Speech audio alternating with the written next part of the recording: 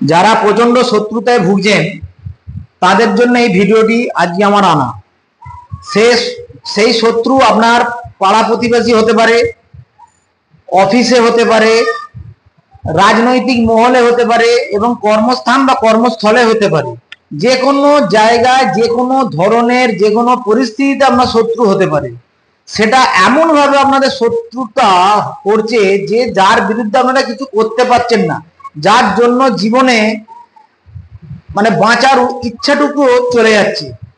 আজকে ভিডিওটি তাদের জন্য। যদি এই ভিডিওটি আজকে আপনাদের চোখে পড়ে তো আজ থেকে আপনাদের এই ক্রিয়াটি একাগ্রতার সঙ্গে করুন।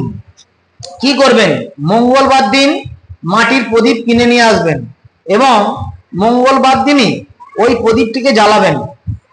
কিছুটা জ্বালানোর পরে প্রদীপটি নিভিয়ে নেবেন এবং সলতেটিকে, প্রদীপের যে সলতেটি, সেই সলতেটিকে বাথরুমে বা ওয়াশরুমে নিয়ে আসবেন।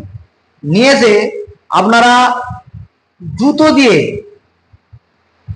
এবং শত্রুর মুখ চিন্তা করবেন এবং তাই সেই শত্রুর ওপর যে রাগ সেটা আপনার মনের মধ্যে প্রকাশ করবেন।